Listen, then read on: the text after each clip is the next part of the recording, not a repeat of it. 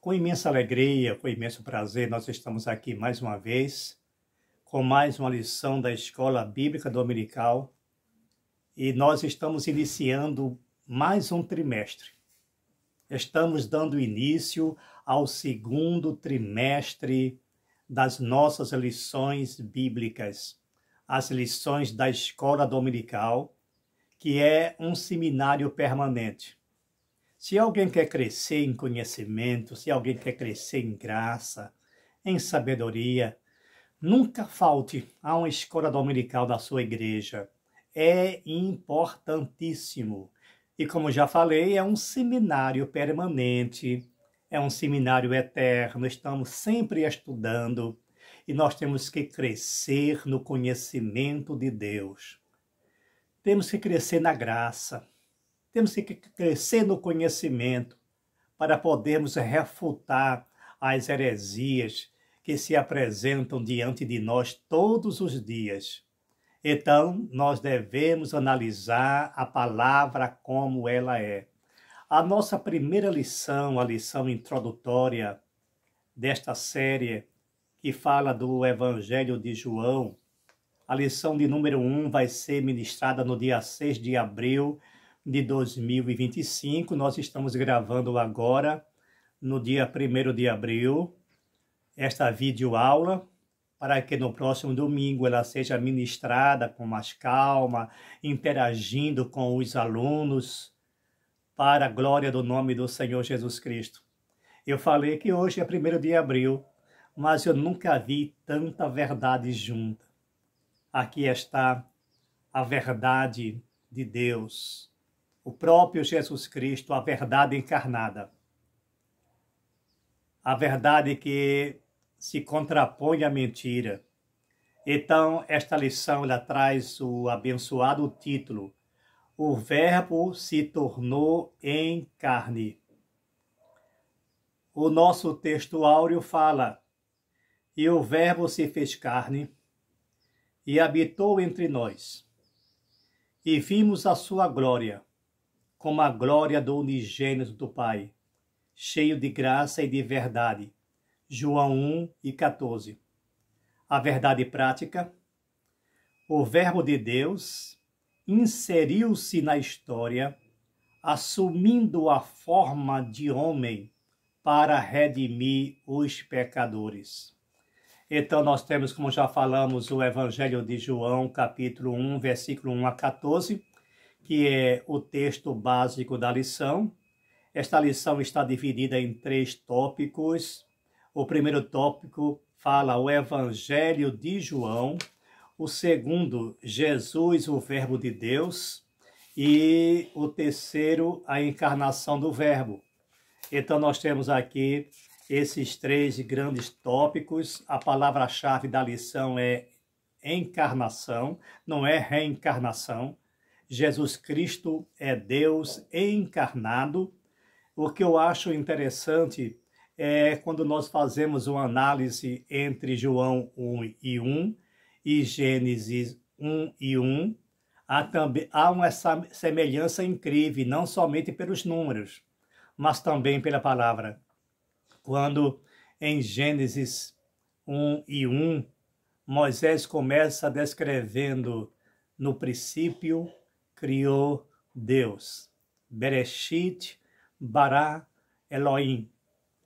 E quando nós encontramos lá em João 1:1 também, nós encontramos: no princípio era o Verbo, em arque, em hologos.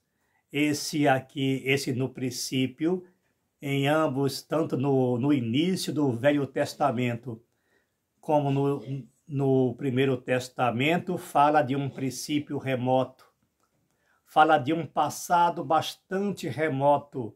Esse princípio, seja arque no grego ou bereshit no hebraico, eles têm singularidades, eles têm semelhança, como também tem a palavra verbo.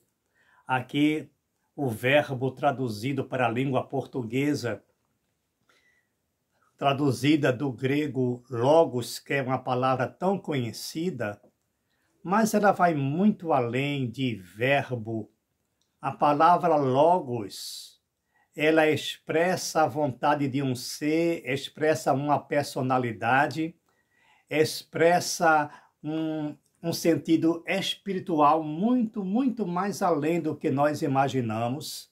Então, Jesus Cristo é a expressa imagem de Deus, traduzindo, logos. Então, a expressão de Deus, logos é uma personalidade. Essa personalidade, esse ser especial, esse ser espiritual, ele se fez carne e habitou entre nós. Esse habitar aí tem o mesmo sentido de habitar lá no tabernáculo, no deserto, que Deus resolveu habitar entre os homens, uma habitação física. Então Deus resolveu morar com Israel e mandou construir um tabernáculo, mandou construir uma tenda, e Deus se colocou ali. Isso fala muito alto, é uma filosofia profunda isso aí.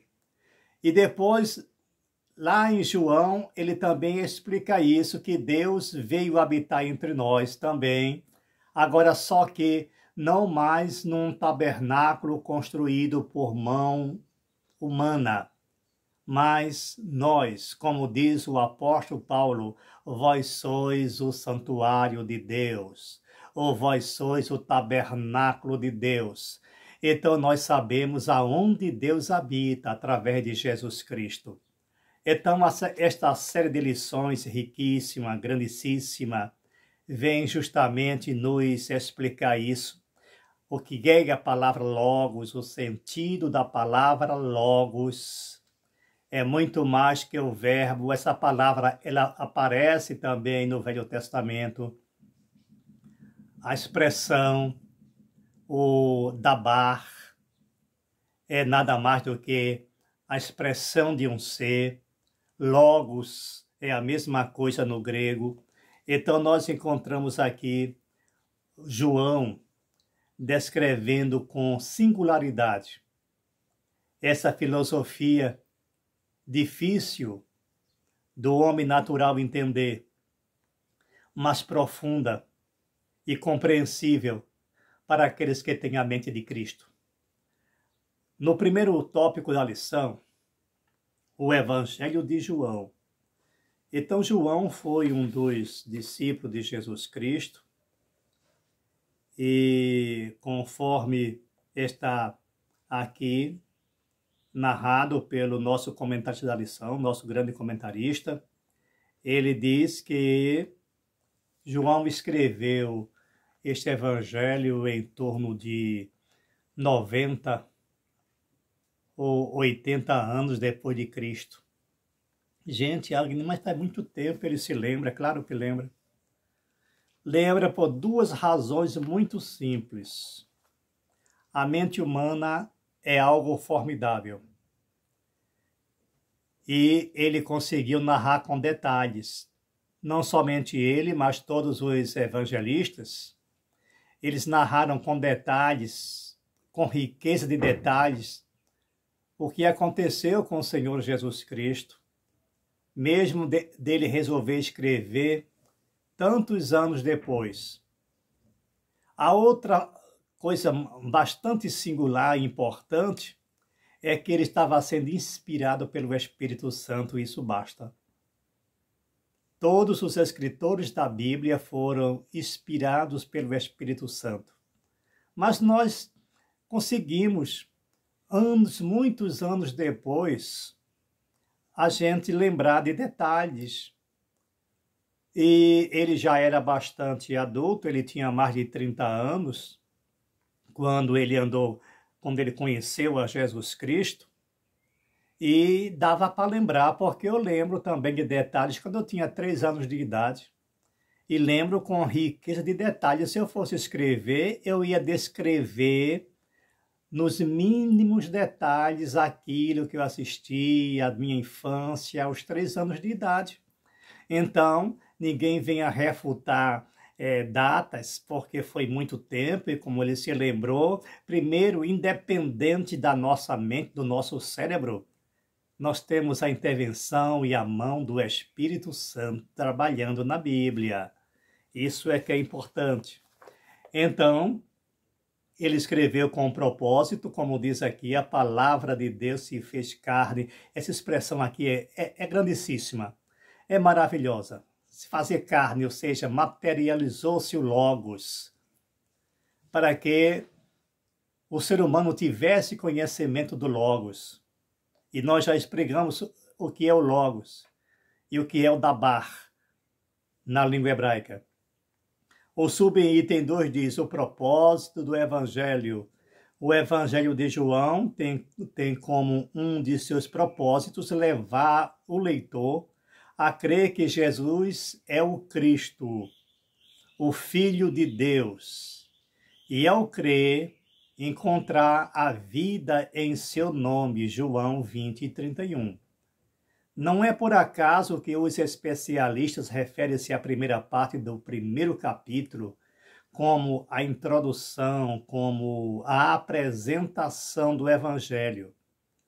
Nesse trecho, o apóstolo apresenta Jesus como filho enviado de Deus ao mundo para fazer parte da história. Assim sendo, o Logos é a palavra encarnada.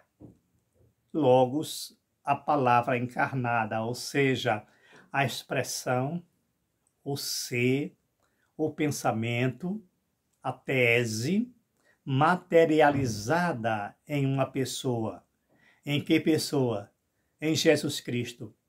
Deus, ele consegue se fazer carne, se consegue se materializar em humano, se tornar humano em todos os sentidos, 100% homem, apesar de ser 100% Deus, 100% na terra e também 100% no céu.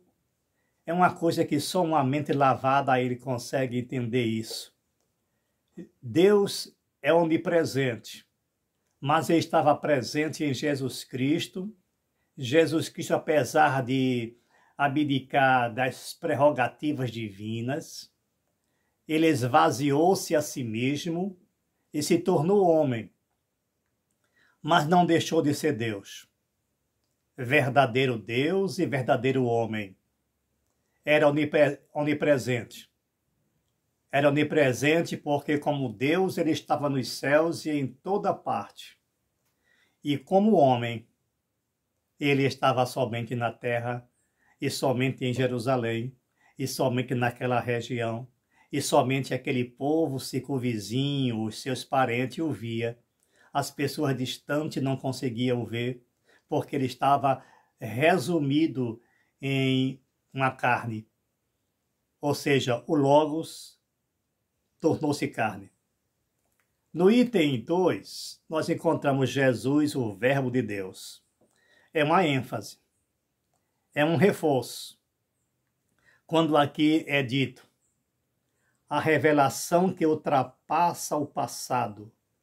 Quando o apóstolo João redigiu a introdução do princípio do primeiro capítulo do Evangelho, no princípio era o Verbo, é provável que tenha como referência Gênesis 1:1, conforme nós já falamos logo adiante, né? Logo no início. Gênesis 1:1 e João 1:1, eles são semelhantes. Esse primeiro versículo do Evangelho mostra que o Verbo é Deus. Esse no princípio. É lindo quando nós encontramos no grego, porque ele mostra o sentido mais profundo, esse no princípio, em arque. Então, possuindo assim uma existência infinita, possui assim um passado remoto. E o subitem 2 diz a natureza fundamental do Verbo. Tal como Deus é eterno, também o Verbo é. Mais adiante, em Apocalipse, o apóstolo João descreve o Verbo como o Alfa e o Ômega, que também é uma expressão rica em filosofia. É uma riqueza sem precedente. Eu sou o Alfa e o Ômega. Isto é a tradução grega. Esse Alfa significa a primeira letra do alfabeto grego e o Ômega, a última letra do alfabeto grego. O que ele quis dizer com isso? Ele é abrangente. Ele não teve princípio, é o princípio e o fim. É o início e o fim de todas as coisas. A mesma coisa quando Jesus falou, mas falou na língua hebraica, ele também referiu-se às duas últimas, a primeira e a última letra do alfabeto hebraico, que, por sinal, uma particularidade na Bíblia hebraica, no Tanakh, sempre que a palavra Elohim aparece, então aparece também um termo que não tem tradução, que são duas letras. A primeira letra é o Aleph, a última letra é o Tav. O Aleph é a primeira letra do alfabeto hebraico e o Tav, a última letra do alfabeto.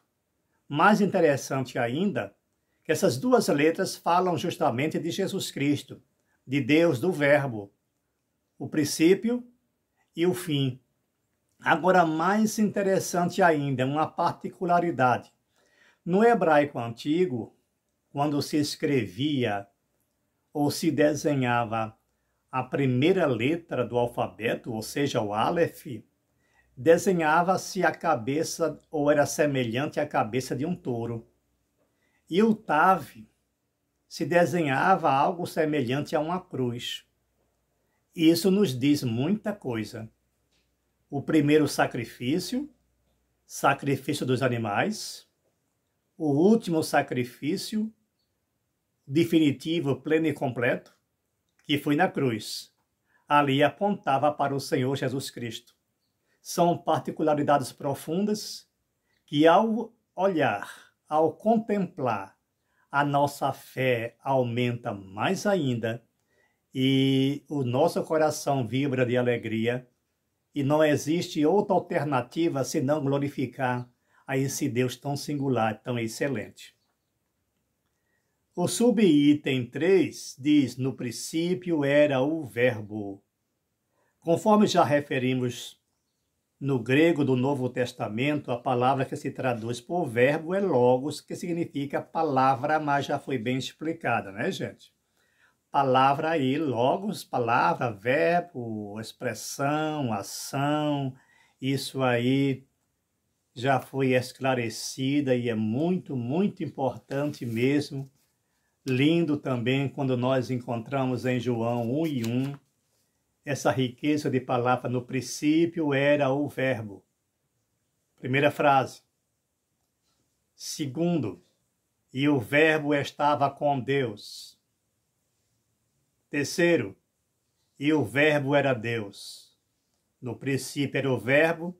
Então nós encontramos aqui, o interessante é que existe uma religião que tenta diminuir a pessoa de Jesus Cristo, porque aqui claramente mostra que é Jesus Cristo.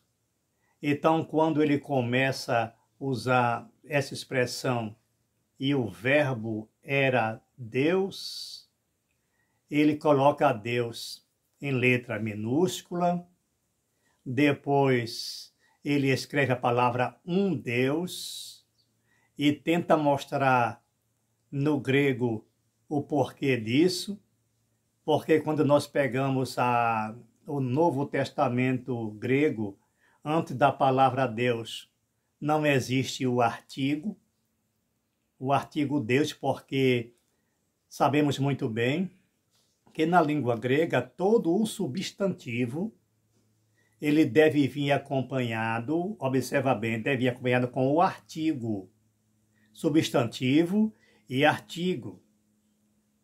Porque se nós suprimirmos o artigo do substantivo, dá a ideia de numeral. Ou seja, se eu digo palavra no grego é logos. Esse ro aí é o palavra, ou a palavra. Agora, interessante é o seguinte, sem querer dar aula de gramática grega, porque isso aí foge do nosso objetivo, mas só para esclarecer. O que acontece é que quando a palavra está solta, a palavra isolada, realmente ela não pode vir sem o artigo. Então, se eu digo o caminho, ou caminho, então tenho que usar rodóis. O caminho tem que ter o artigo, porque se tirar o artigo fica um caminho. Até aí tudo bem, parece corretíssimo. Agora, na frase, o substantivo, ele precisa ser o sujeito da oração para que ele venha acompanhado do artigo. Repetindo, o substantivo, ele deve ser o sujeito da oração. Se não for, não precisa acompanhar o artigo. E quando nós encontramos em Gênesis 1:1, nós vemos, no princípio era o verbo. Então, nós temos um período composto por 3 orações. No princípio era o verbo, a primeira oração, fazendo análise sintática. E segunda oração, e o verbo estava com Deus. Terceira oração, e o verbo era Deus. Lembrando que o sujeito da oração, ou dessas 3 orações aqui, é o verbo, não é Deus. Então, a palavra theos não precisa vir com o artigo, porque ele não é o sujeito da oração. A palavra que vem com o artigo é logos, ou seja, o verbo. Porque se eu tirar o artigo de logos, fica realmente um verbo. Mas não é assim que está escrito. Então não vai adiantar querer fantasiar, inventar coisa, porque a palavra de Deus é o que ela é e acabou-se. O homem tenta forçar a barra para justificar as suas heresias, mas que na realidade a palavra de Deus é a verdade. Glória a Deus por isso.